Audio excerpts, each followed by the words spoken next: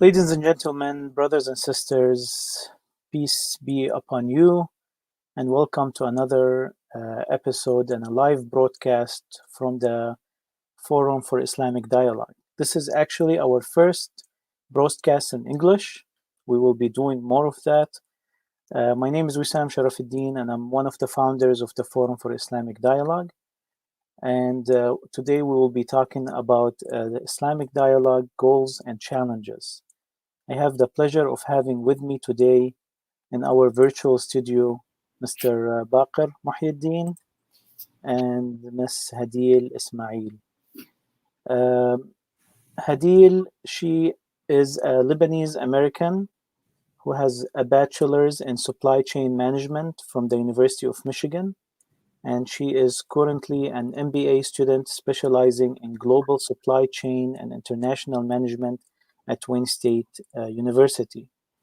She grew up in Saudi Arabia, went to Islamic private schools, and moved to the United States. She's fluent in both Arabic and English. Baqir, he was born in Canada, and he is an Arab American today who manages MPAC's Policy Leadership Institute. That is Muslim Public Affairs Council. Public Affairs Council, Muslim Public Affairs Council's Policy Leadership Institute, which consists of three anchor programs: the Young Leaders Policy and Government Summit, the Congressional Leadership Development Program, and the Graduate Policy Research Fellowship.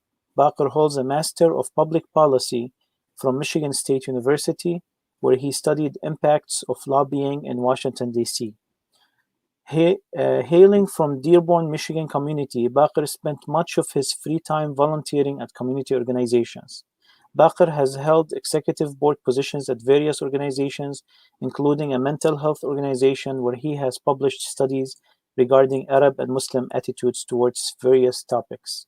Baqir enjoys writing blogs about topics relevant to Muslims and Arab Americans and American foreign policy. Prior to his master's, Baqir completed a BBA in finance and an Associates of Science. Welcome, both of you, to the studio. Thank you. Thanks a lot.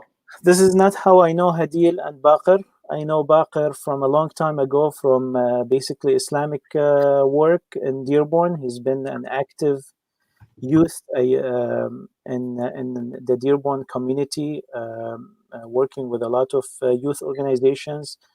And I know Baqir from then as a leader from the first time I met him as a young man in Dearborn. And I know Hadil as a poet. We met in the Dearborn open mic. She has. Did you publish your poetry yet? Yes, I published it last year, but I actually took the book off the market, so that's a little bit of the past now. Which I understand as a poet, but yeah. But yeah, Hadil is a poet. She's a published poet, and hopefully we'll see more of her poetry out there. Today, guys, we're discussing the Islamic dialogue. It's really going to be more of a personal reflection, and also, as both of you activists in your communities, also a reflection from that experience. So I want to pose the first question. We'll start with Hadil. How do you see or define Islamic dialogue? What does Islamic dialogue mean to you? And why do you feel it's important? If you feel it's important, why do you feel that? First and foremost, I'd like to say that in my opinion, any sort of dialogue, especially one that's related to faith or spirituality, is very subjective. From my personal opinion, I think Islamic dialogue refers to any kind of conversations about opinions, reflections, experiences, outlooks, perspective, anything, because faith in general is a subjective matter, right? So everybody has their own experience with it and their own interpretation of it, regardless of the hardline rules and the do's and don'ts of whatever faith it is that we're discussing. So I think that's very important for us to have, because we can kind of, in one sense, we can let other people know that are going through a certain obstacle or a certain experience or epiphany even, that, hey, someone else has been through this, someone else understands this, you're not alone in it. On the other hand, it's like if somebody has questions, if somebody's feeling displaced or out of place, they also have someone that they can refer to and talk to about these ideas and these emotions that they might be facing, which is why I think it's very important to have these kinds of discussions. Thank you. Baqir, how do you see or define Islamic dialogue, and why do you feel it's important? Okay, so Islamic dialogue, it's important to discuss ideas, especially, it's hard to define what Islamic dialogue is to begin with, because there's 1.7 billion Muslims around the world with many different point of views, and who represents Islam? Is it the Arabs? Is it the South Asians? Is it Americans? The culture of every country also has an effect on what like Islamic norms are, and is it based off the societal norms of the area they're in? Are they living in a developed nation or a developing nation? I don't like those terms too much, but dialogue is important because Islam right now, it's at a moment where it's intersecting between two different worlds, like between the East and the West. And especially for those of us that are living in the West, it's colliding with our Western identity and whatnot. What do we hold on to? What do we let go of? How do we adjust our especially as like first generation immigrants? How do we adjust our norms that our parents raised us with, but we don't really get along with our identity here living in the West? So from that aspect, I feel like Islamic dialogue is very important, like especially pertaining to us over here. As a whole, it might not be as, if it's working in the Middle East, or if it's working well enough in South Asia, maybe it's not as important for them to discuss it over there. Although this millennial generation right now is pretty united through technology. So there's already disconnected between the parents' generation and the youth generation, that a favorite song of a kid in Pakistan might be the favorite song of a kid living in the United States or in Europe. So maybe it is important to have that dialogue in that aspect as well. Furthermore, there is a big difference between having a conversation about Islamic dialogue between the lay people, like such as ourselves, or I don't know if that's offensive to say or not, and between academics. And by academics, I mean those that have studied the Islamic literature and the traditions and the Quran, and they know the Arabic language well enough to understand the tafsir of the Quran, or to understand those that have given their opinions about the tafsir of Quran as well. And I say there's difference there because, like any other topic, even scientists right now who are talking about COVID, if you look at scientific opinions regarding how the world should be dealing with this crisis and how the world is dealing with this crisis, there's a humongous disconnect, right? So what we can say here on live casting or on a podcast or at a barber shop or anywhere else, at a coffee shop, may not be accepted by the layman, number one, and number two, it won't hold grounds anyways with the academics. And I feel like with Islamic dialogue, academics do keep a lot of their opinions within their circles. They don't want to disturb the norms of societies with what they believe in to begin with. I don't know if I got off of a tangent, but that's no. I mean, that's good. I like this tangent to discuss it. So we've been, like, last Sunday, the Forum for Islamic Dialogue. We had two major scholars from Lebanon, have a discussion about dialogue. And next week we're going to have scholars also discussing a topic live. But I feel that the notion that dialogue is, or that the excuse that is sometimes used, that you cannot talk about Islam, or you cannot talk about religion, or you cannot talk about even your culture if you are not an expert in it, kind of sometimes is abused. It has some valid points to it, but sometimes it's used to suppress dialogue. Why? Because at the end of the day, you are a person who has used your capabilities to accept a certain philosophy, to decipher traditions to customize your understanding of your religion to your life. You, to a certain degree, you are also a working mind, in the way that the religion manifests in your life, or the identity, not necessarily, because Islam sometimes it's not a religion, sometimes it's an identity. It's a cultural identity, sometimes with much less theology in it, and sometimes it is a complete theological entity. So the manifestation of it into your life, that's something that that you are responsible about, and you can represent, you can talk about. Dialogues take place most of the time between people. There isn't a person who hasn't gone through some sort of dialogue about their beliefs or the lack thereof. What do you think, Hadil? So I'd like to say one thing. As far as what you said, people usually feel like we're not allowed to have an opinion, or our opinion is not valid enough unless we're an expert, right? Like we should leave it up to the scholars or the sheikhs or the imams. But in a sense, we're all experts of our own experiences, because the sheikh and the scholar and the imam is not living my life, is not living your life, is not living Baqir's life, right? So no one can really understand our experiences and our emotions and our perspectives on faith or religion or whatever the case may be, except ourselves. So in that sense, we are our own experts. And I feel like in another sense too, the scholars and the academics are such a small percentage of our community, whereas the laymen, as you call them, Baqir, is the majority. Layperson, not layman, please. Sorry, lay people.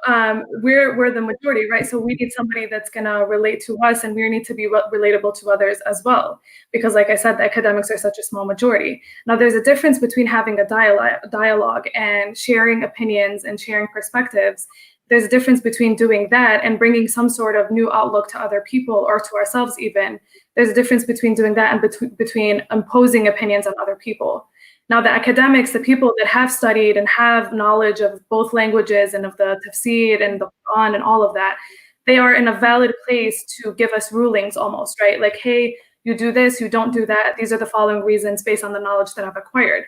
There's a difference between doing that and between just sharing opinions and perspectives, right? Like, this is how I've lived my life so far. These are the experiences that I've had with Islam and with religion and with combining my identity as a Middle Eastern Muslim and a Western American, right? So we shouldn't shy away from these conversations whatsoever. If anything, they should be encouraged and more allowed, in my opinion. So I agree with there in a sense. Like nobody speaks on my behalf. What's the opinion of a Muslim to me is what I think. Wissam cannot speak on my behalf. Neither can you. Neither can the biggest turban in the Middle East or in North America or my own brother or any Shi'i or any Sunni or whoever. Is it working? Yes, we hear you. All right. For some reason, it froze on my screen. Yeah. So I represent myself and I speak on myself. And when someone asks me what do Muslims think about this, I clarify this is what I think. The general opinion might be this. Other opinions might be that. But this is what I believe and this is what I think and this is how I deal with it. However, the reason why I bring up academics, I mean, academics don't have to be, what do you call it? How is it trained? They don't have to be trained by a seminary or like an Islamic environment. It can be a non-Muslim academic that applies the academic principles and look for proof and for research and whatnot to give their opinion. Like if I give my opinion regarding something, right?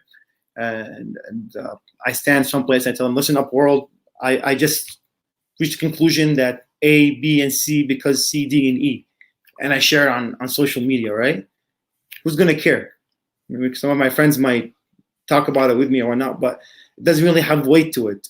Mm-hmm. So what's the goal of the Islamic dialogue? If it's trying to do change, it's going to require more than the average person to discuss it. It's going to require people that are actually experts in the field to discuss it and reach conclusions, because they do have the backings, they have the accreditations to make their opinions valid and to back it up.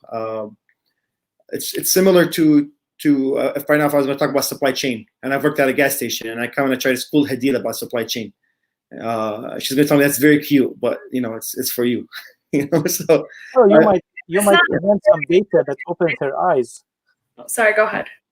I said you might present some data that opens her eyes to. That's exactly what I was going to say. It's not necessarily about change. It's just about perspective. Because if you think about it, faith goes into everything. And I'm going to keep going with the analogy that you just gave me. Supply chain goes into everything, right? And as a gas station worker, you might have picked up on a few things as far as shipping or distribution or whatever the case may be that I haven't noticed because I haven't worked in a gas station. I've just seen the overall picture that I've learned or that I was taught to focus on. So you can bring new perspective. Yeah, it might not change the way I think. It might not change the entire concept of a supply chain in its entirety, but it'll just give me some perspective, right? And that's the point of dialogue. That's the point of conversation, whether it's about religion or anything else. It's seeing that, hey, even though we're all united in this one thing that we call Islam, Islam can take on many different faces and many different identities in itself. And by sharing these conversations, you're learning about the different faces that it can take on. And maybe from those conversations, you can adapt your own perspective of it and change and tweak a little bit of what you perceive already. Does that make sense? It does make sense, but I go back to saying, like, what's the goal, for the dialogue? Like, so let's talk about that. Let's talk about the goals of Islamic dialogue, because like Baqir said, at the end of the day, yes, I might give you some perspective, but maybe I cannot give you a comprehensive theory or law because I just don't have enough training for it. That's where the scholars, play a role. For example, the dialogue between Sheikh Mahmoud Shaltut and the famous Sheikh Azhar and the Shia scholars in the 40s gave birth to, in the 50s, to his famous fatwa of allowing Muslims to follow the Ja'fari school of thought in jurisprudence as one of the schools of thought that can be followed, other than the Hanafi, Shafi'i, Hanbali, and Maliki. So that was very, very effective dialogue, because it was with people who had that authority. And nevertheless, we defended also the importance of dialogue at all levels. Even children having a dialogue in kindergarten, that's important, and we should encourage it. And we made that point clear. So let's go to the goals, Baqir. What is the goals? What is the goals of Islamic dialogue? What do you think the goals should be of dialogue right now? Are we wasting our time? And what's the goal we want to get out of this dialogue? Change. I think at the macro level, or like we'll say with the experts and with the academics, the goal should be change 100%. How to better our societies with the environment of today, with the scientific advancements, technological advancements of today, with the social advancements of today, adopt to our new society and whatnot. Those should be the goals at the macro level. At the micro level, where it's us talking, the goals there is basically to understand the world through somebody else's eyes, through their experiences, through their own perspectives and whatnot, so that we can better understand each other and build on our relationships. I don't see much change occurring through like societal changes occurring through on the grassroots, which doesn't sound right to say. But end of the day, I feel like there are the vast majority of the populations, they don't like to critically think. I do believe that they are very comfortable living inside the house that's built for them, and they don't want to step outside those boundaries. And how dare you question those boundaries? Now, it can be regarding religion, it can be towards science, it can be towards how to deal with your wife and kids, or with your husband, with your significant other, whoever it is. Most people, that's it. They're comfortable with it. Regarding Islamic dialogue, on the flip side, you can have the biggest defender of the current Syrian regime flip overnight their support for the Syrian regime if a scholar was to say otherwise, right? So I feel like on the grassroots level, to make this change happen, it's much more effective when it comes from up top than from the bottom. That's interesting.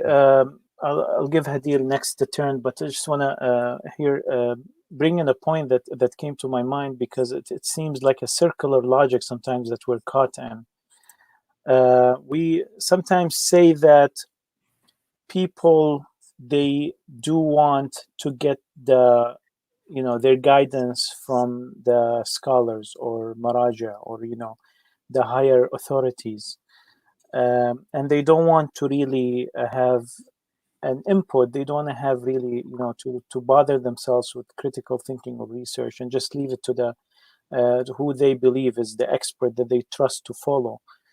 At the same time, you'll go talk to those experts, and they'll tell you that we are limited in what we can expose because people are opinionated and they have grown up with certain predispositions. And I've seen it all the time studying Hausa, where I'm taught something in the class, and the teacher would say that this is something we don't discuss outside. People are not ready for this outside. And there's numerous of stories where Maraja, they say that this, if people they're very careful of how they expose their opinions to people, as if people are so opinionated that they have to be very careful.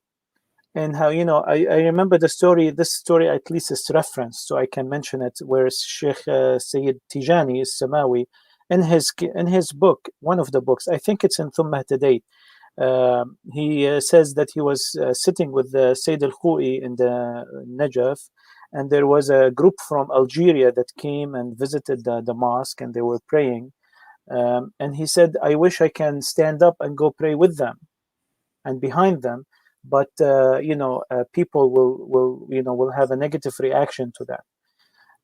And there are these kind of stories. There are numerous stories like this where people are afraid, the scholars are afraid of the people.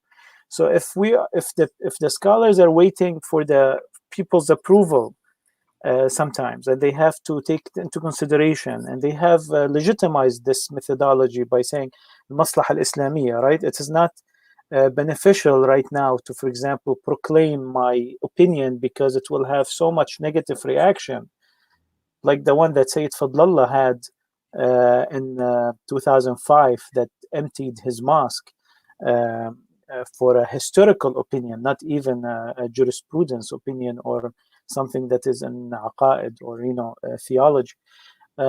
So and the people say that, oh, we're waiting for the scholar's opinion. What is the problem over here in this conundrum? Hadil, can you comment first before we go back to Baqir? Yes. So as far as that issue is concerned, I think Baqir brought a very good point, that people like to live comfortably, right? And they like to stay in the houses that were built for them, exactly as he worded it. But the thing is, there's a certain thing that they're used to. So for example, if you have a Shi'i marja, right? They're going to look to that marja, that scholar, to tell them the basic do's and don'ts of their life, how many rak'ahs to pray, how to pray them, when to break their fast, when to start their fast. That's what they look to the scholars for. But if the scholars dare to change their opinion on anything that's more major than that, anything that requires actual thinking, and that goes beyond something that they had been comfortable with for years. For example, if a Shi'i marja were to accept a certain aspect of the Sunni sect, right, and say, you know what, we've always thought that this was wrong just because it was different, but now as a Shi'i marja, I'm standing and I'm saying that this is fully okay. People are going to take issue with that, not because they have their own opinions and the scholars are scared. It's just because when it comes to actually critically thinking, they don't want to do that. But when it comes to something that they're used to being changed, they also don't want to accept that. So it's like they don't want to start something on their own, but they also don't want to change what they've always known. Does that make sense in a certain way? And I've experienced that personally, just because I've come from both sides as well, right? Where it's like, hey, like you have to, for example, I've had someone tell me before that if I practiced my whole life as a devout Muslim, but I didn't follow a specific marja, then everything I've done doesn't count. Then everything I've done, every practice I've applied in my life, every salah that I have prayed, every day that I have fasted, it doesn't count because I haven't called myself a specific follower of a specific marja, right? But on that same note, if I wasn't going to do any of that stuff and was just going to say, you know what, yeah, you're right, I don't want anything to do with this religion of yours, I'm not Muslim. That's something they're uncomfortable with. That's something that they're not okay with, even though it's not coming from a scholar directly. So people don't want to change what they've always known, but they also don't want to have to make decisions for themselves on the minuscule things, I'd like to say.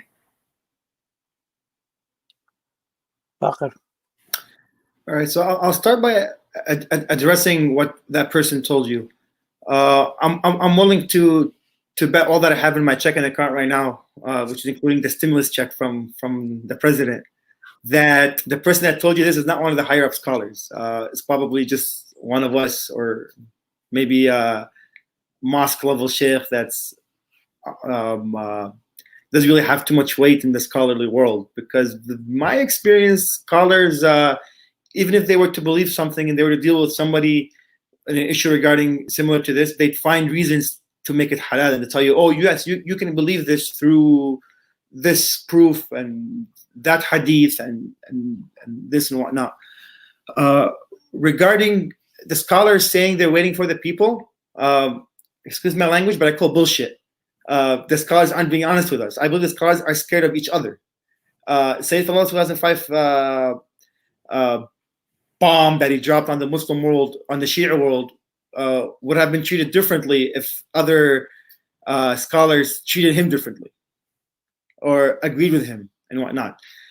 So when they say the world is not ready, no, they're scared of the opinions of the office of Sayyid Sistani or the office of Sayyid Shirazi or the office of Sayyid Tallallah or Sayyid Khamenei. They're scared of what those scholars would say, and it may take away from their followings base, or the scholars may go as far as, I mean, we saw attacks on Sayyid Tallallah. He became Fadl al-Shaytan by some and Dhal al-Mudhil by others. So it's not that people are not ready for it, but they're scared of the way that academic dialogue happens with Islamic scholars is different from the West, in a sense where, first of all, they're similar through studies and through the way that they build their knowledge and they get their accreditation and whatnot. That's very, very similar. And the way that they find their proofs and the way that they do their research is all very, very similar. Like I was mesmerized when I took a crash course on Ilm al-Rijal by Ayatollah al-Khou'i, how academic based it is. So that's the similarities with the Western worlds. The difference is, and I guess it's not that different, because even in the Western world, you have peer-reviewed journal entries and whatnot, where your peers will give your opinions, right? So it's similar in that sense. The difference is, in the Islamic world, we see personal attacks and assassination of characters, and if a scholar steps out of the comfort zone of the other scholars, right, they won't, like, no one will say this guy doesn't have a PhD in the Western world, right? Or this guy is not, his science is all wrong, you know, almost on a conspiracy video, which has been circling around lately regarding COVID. They won't go that far. They'll say, no, they're wrong, because based off of our proofs of A, B, C, D, they'll make a journal entry to disprove this person's journal entry. While in the Islamic, and I'm going to speak Shi'i specific, because that's what I am, and this is what I know, and it's what's connected to me. It just becomes ridiculous. They want to disprove this person. All his books that he's written over the past 40 years all go to waste. And this person, you cannot listen to him no more. You cannot hear him no more. Don't marry your children after the person that follows this person. It gets very ugly. So I don't believe it's the population is not ready for what the scholars got to say. But I guess I see it more along that the scholars are afraid of other scholars and the pushback that might come with their findings. You know, the important thing is this. This is what we need to get out of dialogue. First of all, before I continue, I want to bring in a point that Ali Al-Aridi has mentioned here, a comment. I can't show it because he left it on my page. Shouldn't Islamic dialogue be used to highlight the beauty within the religion? Change becomes a burden. With change, it should be internal and should maybe come from someone believing in the change. I think the intention and motive is to educate. Teachers give different perspectives, and it's up to what one believes to allow any understanding. I think it's beautifully said by Ali Al-Aridi, and I think it supplements or complements, Baqir, what you've mentioned, that the purpose of dialogue is change. I think it's a kind of a dangerous word, change, because the purpose of dialogue is change. What if change didn't happen? Is that means a failed dialogue? You can use a more dangerous word for of evolution. Yeah, evolve through dialogue. Evolution through dialogue, you mean? Yeah, the evolution of norms through dialogue. Yeah, I get what you mean about the academic levels and them starting to change and all of that, but I disagree. I think it starts at our level and through conversations like the one that we're having now, because any one statement that you can make or that Baqir can make can bring some sort of new perspective to my mind, and me as a person and a person that God gave me the ability to critically think. I'm going to look into that. I'm going to do my own research. I'm going to do my own studying on whatever statement was made that caught my attention, and my perspective may be altered. And then I'll speak to my friends and my social circle and my family and maybe alter their perspective. And yeah, change doesn't happen overnight, but the more these conversations are allowed and encouraged, even, not just conversations of like, hey, do you think this is halal or this is haram? Well, based on this marja, I think that, and based on what I know. No, I'm talking about conversations of the concept of faith and spirituality in itself, right? Where we no longer are shunning people or telling people, and like Baqir said, sometimes families will say like, hey, don't marry this person just because of the marja they follow or the daya they're from or whatever, because it's relevant to a certain sect that they follow. I think that's where change needs to be made, not in the religion itself or the academics or the perspectives. It's just how we are viewing things and how we are allowing people, whether they want to have different opinions or not, whether people want to be very religious and very practicing or people want to be very liberal. We can't just, this is that, in my opinion, that's the point of these sorts of discussions, to show the wide spectrum of thinking that we have when it comes to these matters. So by sharing these conversations from one to the other, one social circuit to the other, one country to the other through podcasts and live streams like we're doing right now, that's how change is born. And I think evolution is not a dangerous word. That's a perfect word to describe it, because it's not going to change with us directly. It'll be in our children and our children's children from conversations that we're having now, and it evolutionizes through time. So I don't think that's a dangerous word. I think if anything, that's a perfect way to put it. And that's something that we should aspire to. Right. Evolution represents a natural change that happens slowly. And if anything, that is the most positive way of change, something that's not abrupt or that, because change sometimes can be painful in some perspectives. But I know that Baqir meant that a positive way of meaning of change. Yeah, I have no problem with evolution, with the word evolution. We're keeping our discussion away from biology right now. There's so much biology taking place outside in the world. Biology has taken over actually our world today, so we want to break from it. But one thing I wanted to aspire for is to have a society where, and this is the aspiration, I think, of the founders of the Forum for Islamic Dialogue, and it's nothing other than really the foundation of any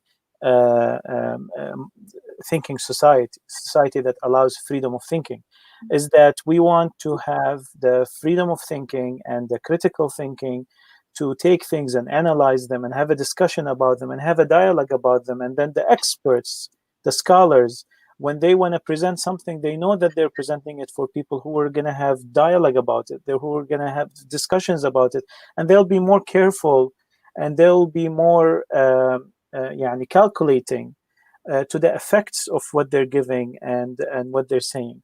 The time where people had to follow blindly and not question. I remember decades ago when a person came and asked a kind of a controversial question to a scholar in one of the mosques.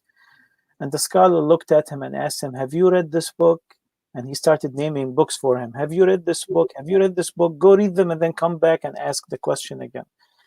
And at that time, I felt, wow, that was, impressive. But now I look back at it and I felt that this was really something that is really a criminal act against the mind. He suppressed. Imagine every time you ask a question to someone, they're going to answer in such a way. It's going to give you a list of books that asking you to read them before he answers you. If there is any problem today, it is the public perception of science. It is the disconnect between the Islam that is in the books and the big scholars, like what Baqir told you, he guarantees that that scholar was not a major scholar that answered you, because there is a disconnect between the scholarly Islam, even between science and between public. And we need to bridge that gap, I think, by dialogue. Moving on, and if you have any comments, you can address them in a second. But moving on to the next part, which is we want to talk about how do you assess the current situation of Islamic dialogue. I want you to assess it in a general way, and also then reflect personally on your experience with Islamic dialogue in our community or internationally or whatever. We'll start with who were left. Baqir, I think we're left with you. All right. So the current situation of Islamic dialogue.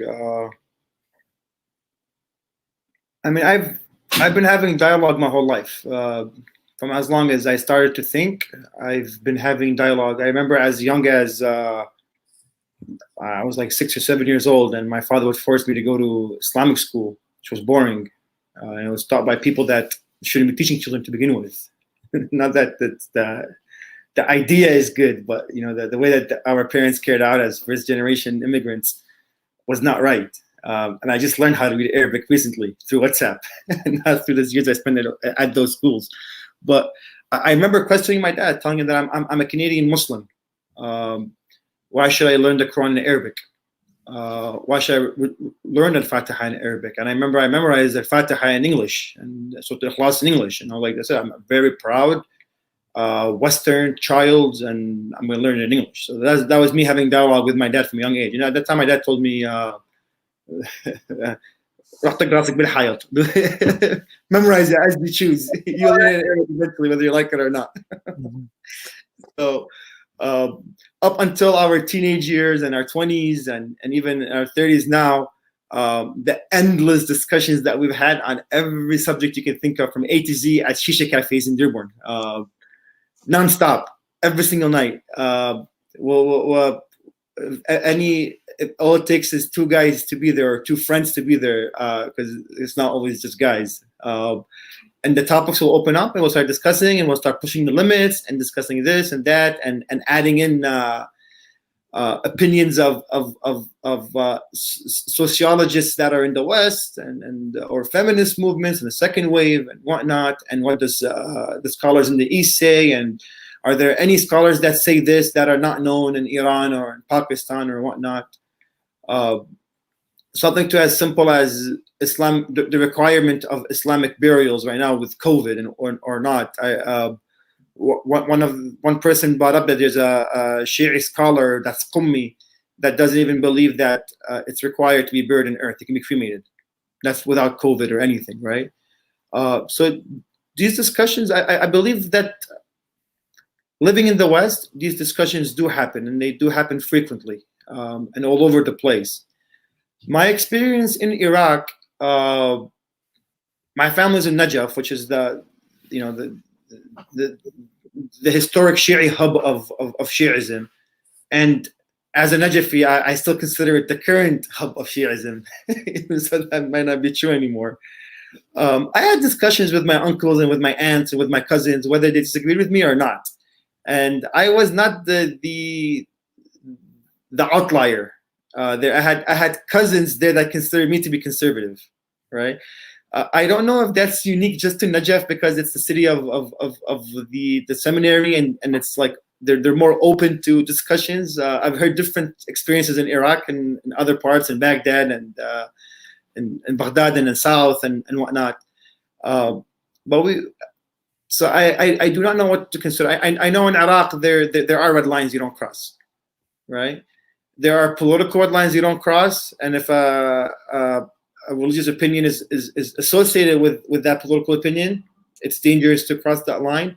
And then there's also societal norms, where if you're from the LGBTQ community and you speak on Iraq, it might not be the safest right now, from an Islamic perspective, But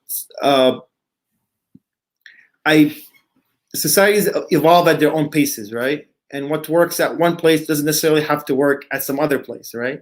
And everybody is evolving. What's the norm with my uncles and my aunts is not the norms with my cousins. It's far from it, and it's far from the next generation's norms.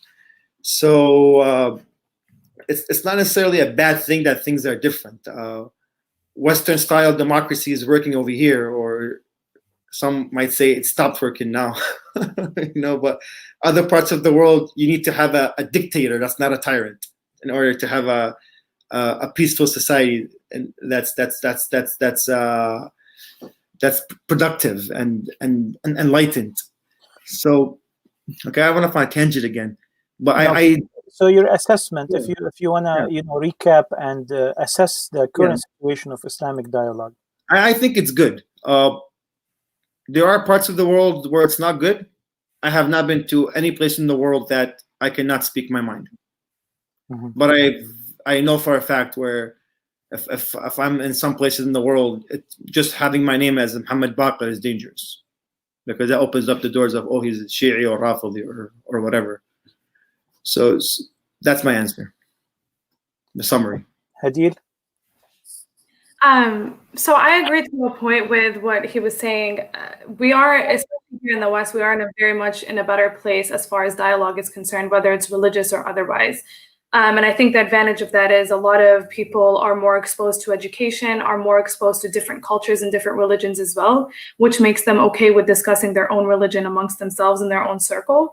But like he said, even in the West, even in America, even in Dearborn as a prime example, which is a city that's a very Muslim, Middle Eastern concentrated city, there's always red lines, right? And there's always certain opinions and certain topics that are just taboo that you don't discuss. If you're from this political party and you're discussing with someone of the opposing political party, you don't have that conversation.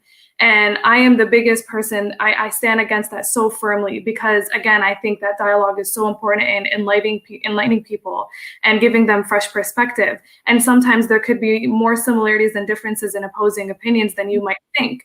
And that's why I think it's so important to have these conversations, because, and I can use my personal experience and my personal just conversations that I've had here being in Dearborn. My dad's side of the family is as Sunni as can possibly be.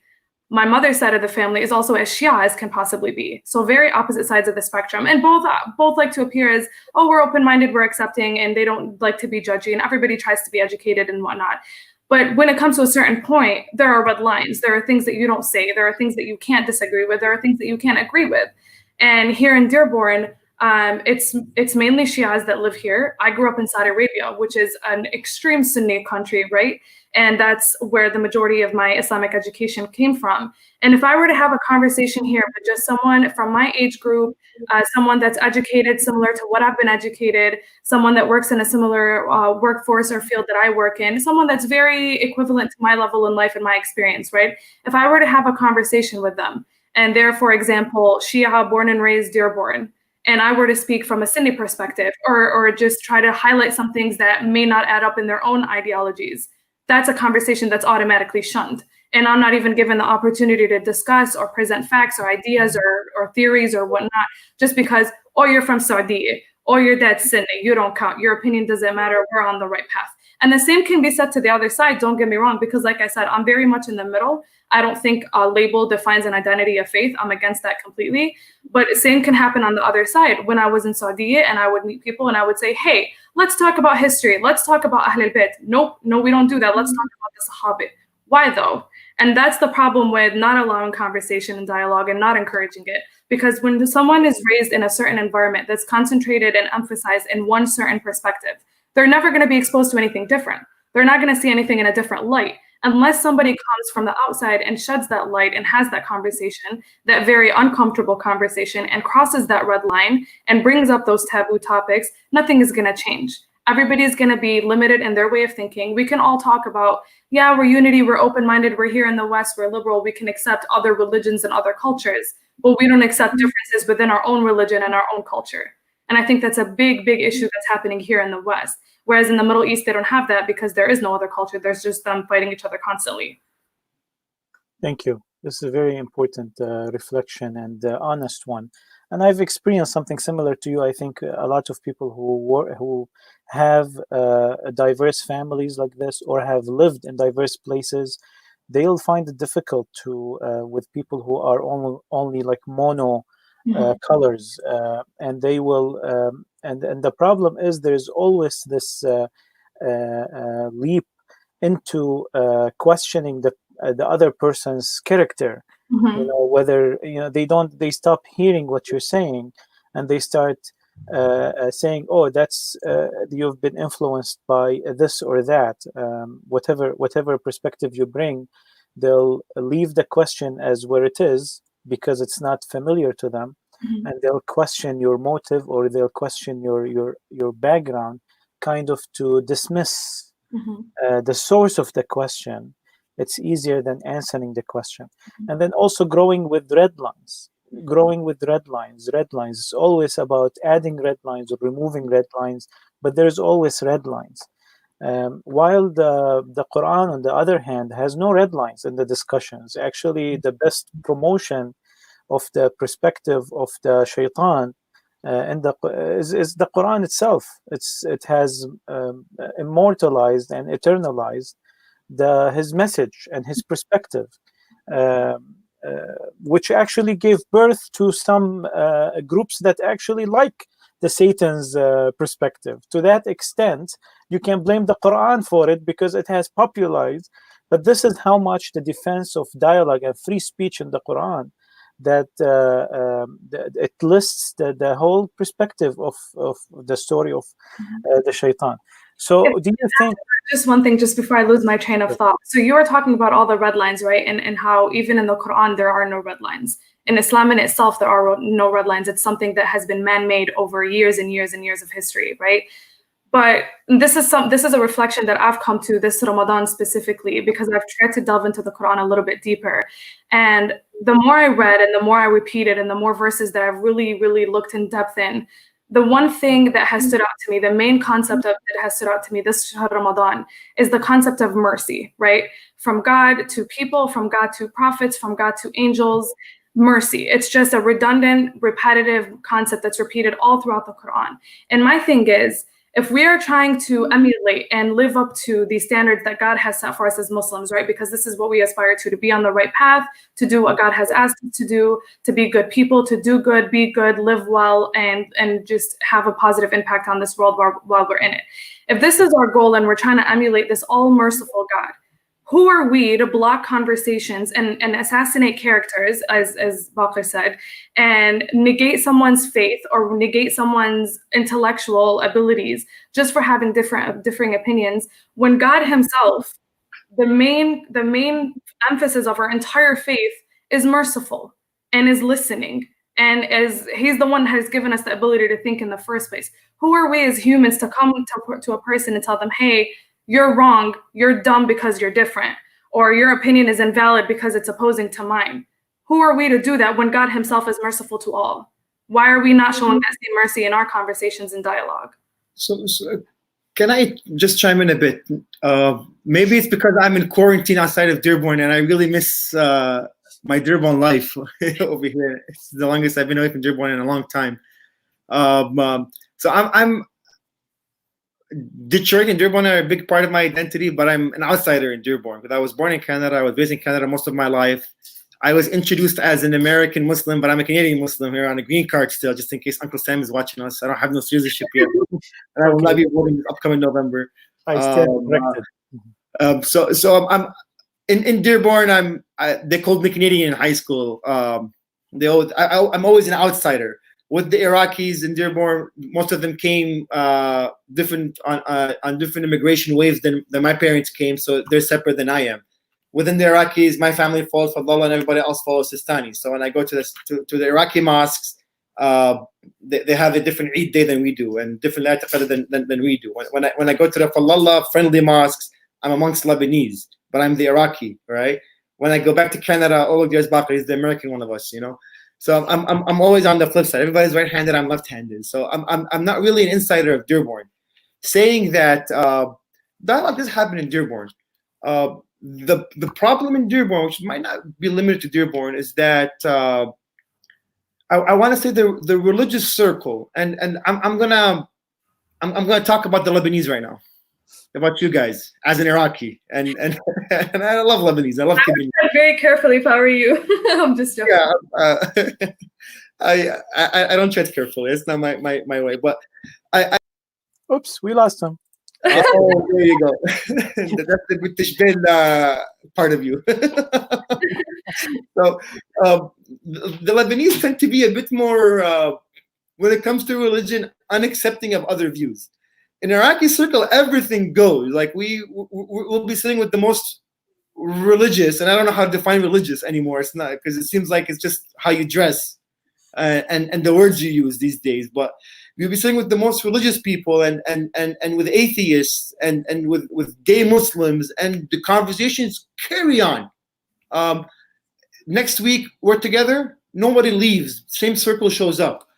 Amongst the Lebanese, if you're in one circle, you don't enter another circle. That's a big red line. When your super religious friend tells you that be careful from listening to this person, then the people that are influenced by that religious person will listen to them. They will not come and speak to you anymore. So there are people that I know by face that I've heard, don't hang out with Baqir, don't talk with Baqir. And I consider myself practicing Shia Muslim. You know, I'm not on, there's nothing that's extreme about me, right? Or like what they would consider extreme or very fringe, So it's not, it might not be a Dearborn thing. It just might be the personal circles. I guess it also does exist within the Iraqi circles as well, but it's a different culture, and I do feel those differences. And I'm an outsider, so my personal best friend circle, I have a few of them. I have one with Iraqis, I have one with Lebanese, and I have some with Muslims, some with non-Muslims as well. So that's just my own personal reflection. I feel like Dearborn has a lot of dialogue going on. Let me just say that maybe you don't find that dismissiveness in your Iraqi circle because you are an Iraqi Shia. As someone who isn't, I'm called Sunni even though I don't think I am. As someone that's not Iraqi and not Shia, when I'm associated with Iraqi Shia circles, and this is not to say everybody, some of my closest friends are Iraqi Shias and I love them to death, and we've been friends for years, and I have a very diverse social circle just because of my education and the different fields that I've been in. But having said that, I agree with you 100% as far as Lebanese are concerned, especially in Dearborn. There's a very toxic mentality of excluding people and very tight-knit circles that don't allow anyone in or out.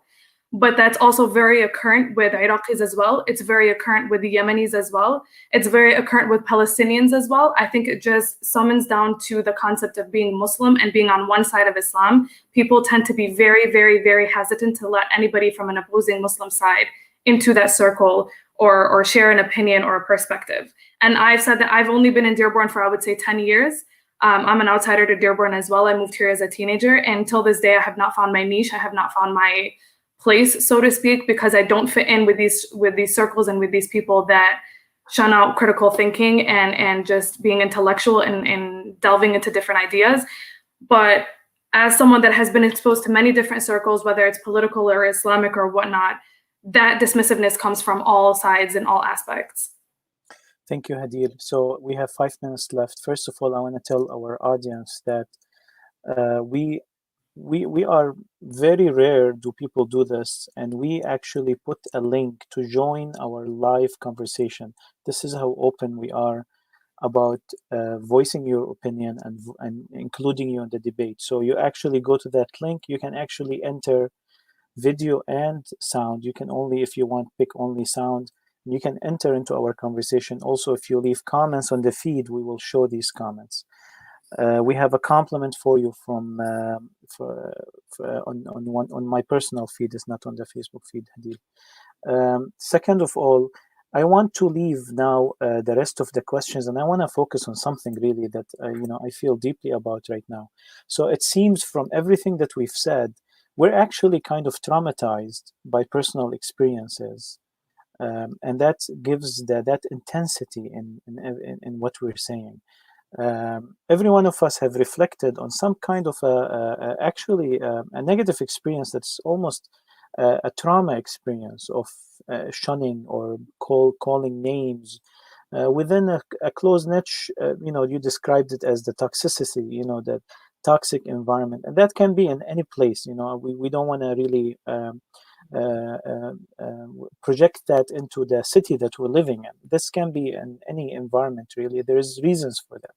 I want to talk in the few minutes left to make this really practical. Okay, if someone says, oh no, you can, someone right now says, no, everything is fine, you can have this dialogue anywhere you want, everyone is open, someone denies the claims, we want to zoom in and basically mention or say what is it that we can do that we're not doing right now, and that we can do to remove that toxicity from our community, to remove that wherever we are, wherever this community is. What can we do to make it more friendly and more open to diversity and to dialogue? We'll start with Baqir and we'll end with Hadil. All right, so you're right that this toxicity exists everywhere. So my wife is a Muslim convert who converted before I met her, and she converted to Sunni Islam, and I like that she's Sunni. So we're not in akhir together because we're spending our life together. That's my spiel. But she's raised at a very, very strict evangelical, practicing in church and whatnot. She started college like 6 years ago or 7 years ago in Grand Rapids, and that was the first time in her life she found out that Catholics are Christians, because she was taught that Catholics are a different religion and they're going to go straight to hell. They're the first people, them and the Mormons. So she didn't even know that Catholics consider themselves Christians until she met Catholics in college. And she's a white American, raised in America, raised in Metro Detroit. Even at the church, they used to teach them how that women should get married and go education. I mean, go to school, get educated. But in Sunday school, they used to teach her how to iron clothes, because that's what a woman does when she gets married. And that's in the advanced American world, that whatever. So regarding, just remind me one more time of the question, Wissam. Kind of. Okay, what do we need? What do we need to, to make change? Yes, I mean, you are a victim of the intolerance in some cases of diversity. What can we do to remove that intolerance? How can we make our environment and community more open to dialogue and diversity? So I'm a very extroverted person. I impose myself on people. They don't like it, they can walk out. And I try to find people that have similar minds to me and stay with them. And I try to make the change through action. So if somebody wronged me, I don't necessarily become rude to them. I just stay the exact same person that I was to them before they did so, and hope that they pick up on my actions or not. And if not, who cares? There's 7.5 billion people in this world.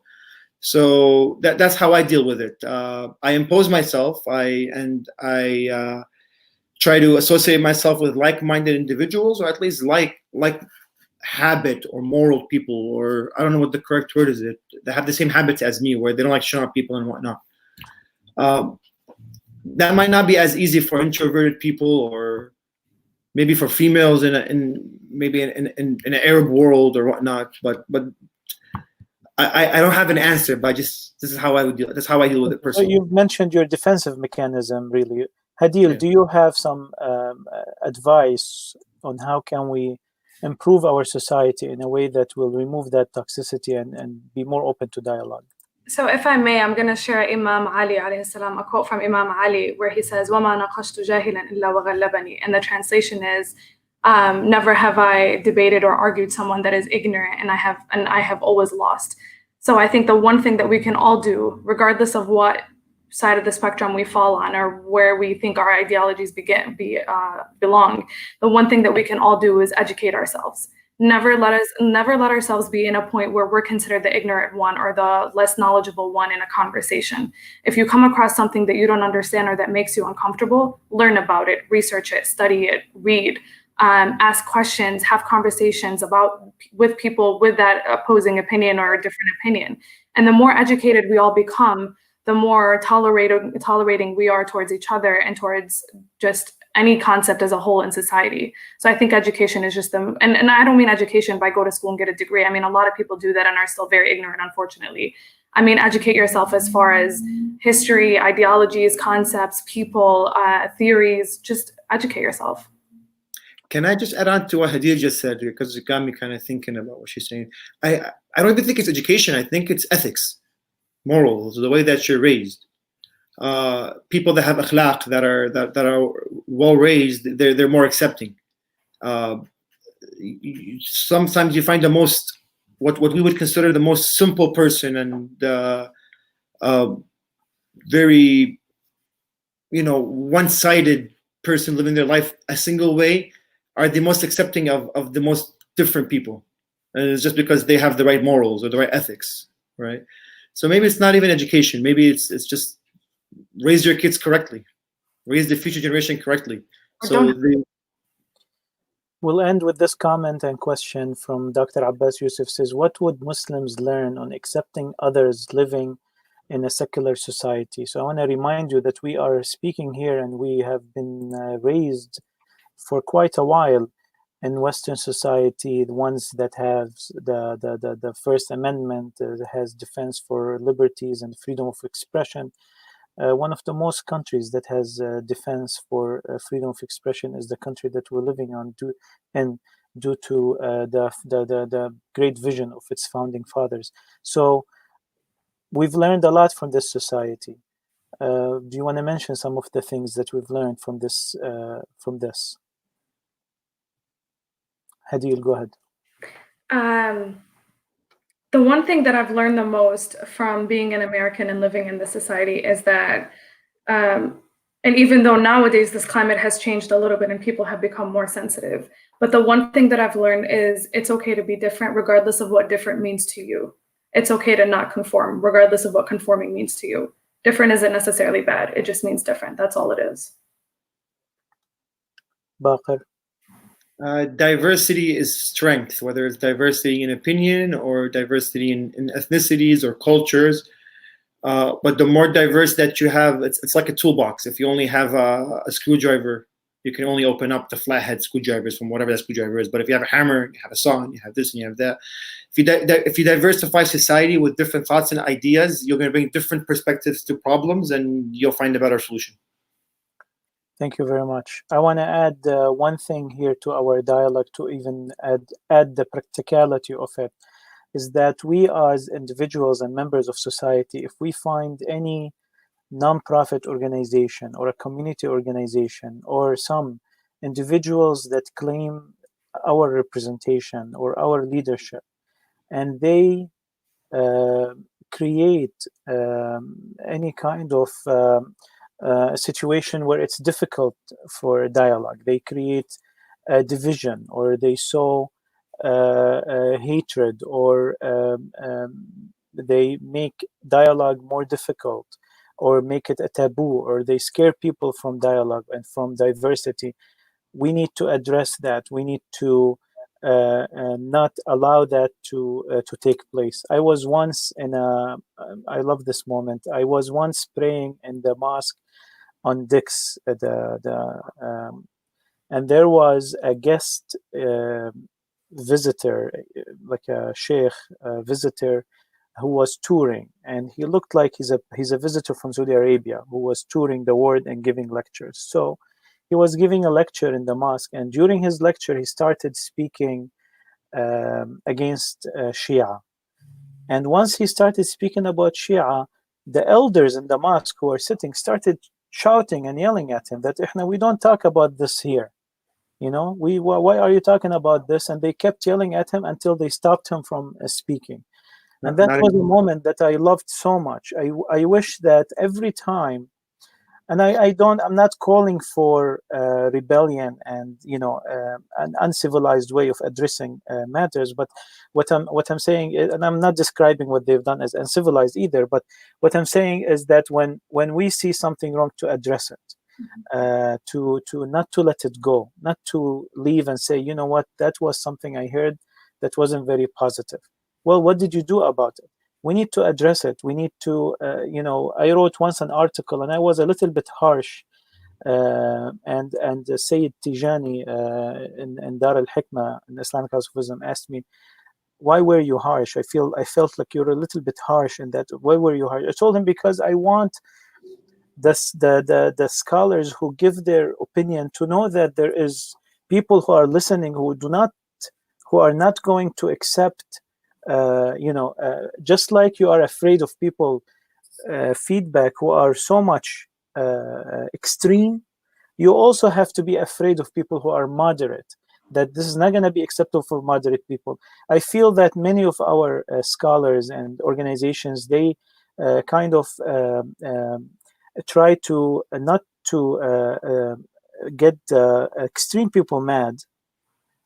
They try to compromise for the extreme people, but they know that the moderate people are patient and civilized, so they don't worry about them. Well, the moderate people also need to voice their opinions, the silent majority, I think. So I just wanted to pass this, and we are out of time, so I have nothing to left except to thank you very much for showing up for this dialogue, Hadil, on a short notice. And Baqir, I'll leave you with final words, and thank you very much. And our listeners also thank you, and we hope to see you in upcoming episodes, Forum for Islamic Dialogue. And if you'd like to be with us, or you like to suggest or propose any kind of a topic, please let us know. Hadil, final word.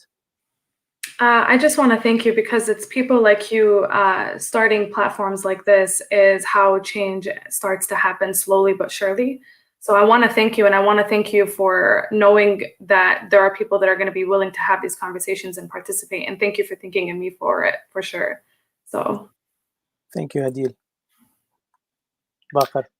Thanks a lot for hosting us and for holding these conversations, and more power to you to keep holding these kind of talks for people to hear. To hear these kind of the people that don't speak about it, at least they can hear it in their own comfort of their homes without having to step outside their comfort zone to hear these conversations.